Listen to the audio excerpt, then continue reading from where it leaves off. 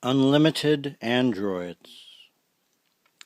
I was driving my wife to jury duty, and before we reached the corner of our street, someone drove through the stop sign and I cursed them. And there were hordes of teenagers on their way to school like they were marching to or from something awful. And as we drove onto the turnpike, I felt like something awful was going to happen, which used to mean a panic attack, but I didn't get them anymore, so I waited for the feeling to subside, but instead it got worse.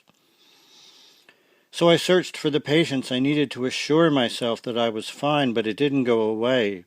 Instead, the terror grew and grew until I was pounding the steering wheel and cursing.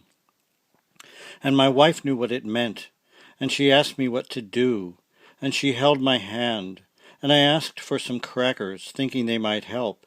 And I asked for the radio, thinking it would help. And I looked for invisible hospitals and invisible help, but there was none. But I continued to drive, believing it would help.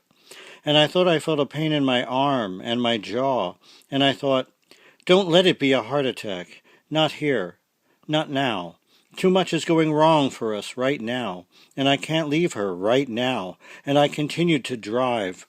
And she held my hand and spoke to me as normally as she could, knowing it was the best thing to do in these situations. But my heart seemed to ball up like a fist and tease me by keeping the oxygen I wanted just out of reach, and every time I thought it was getting better, it was getting worse, and I wanted to get my wife to jury duty, and my arms hurt, and my legs hurt, and as horrible as it was, I just wanted it to be a panic attack, because this would be a bad time for something worse. And we got to the jury building, but the city had changed.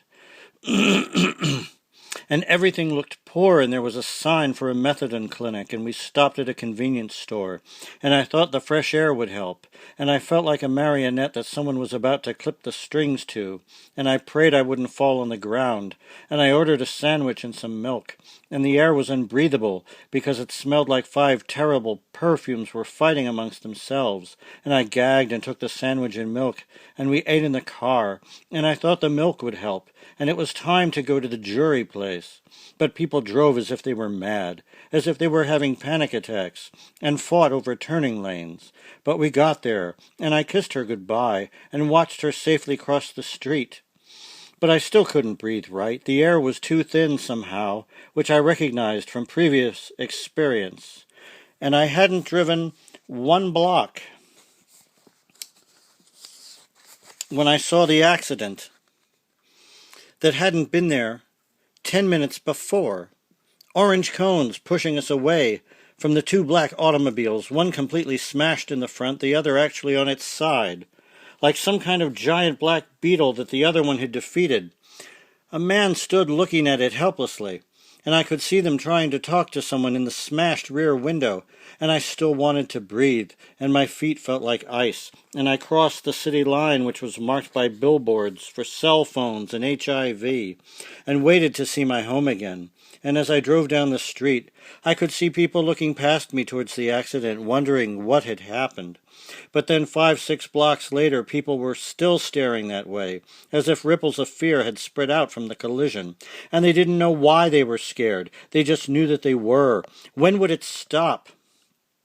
And I was about to drive down another lane of orange cones when another car mistakenly drove the wrong way and headed straight for me. The construction foreman jumped out and screamed something at them that I couldn't hear, as someone else made the exact same mistake.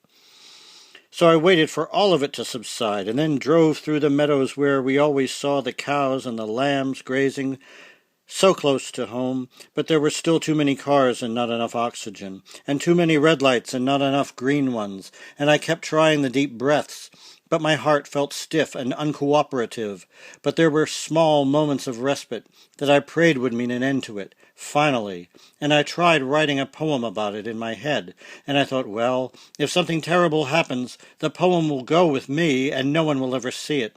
And things started to look more familiar, and my wife was at the courthouse, and as I pulled into the driveway, someone drove past me a split second later, as if to underline how unwise it had been to leave it in the first place, and I gathered myself together, and I took it all inside the house and started to breathe easier, somewhat, and parts of myself felt as if they were returning to my body, and I felt off-kilter, somewhat, but tried to relax, and then went to get the mail, which was when I noticed the black helicopter hovering in the air, moving slowly across the horizon, and I ran inside, and I locked the door, and I tried to remember who I had been, waiting to breathe normally, waiting to breathe without thinking, waiting to return, as I heard the sirens recede, and the trains come through, as my wife waited in the middle of it all, texting me. I sent back the breath I had, and waited.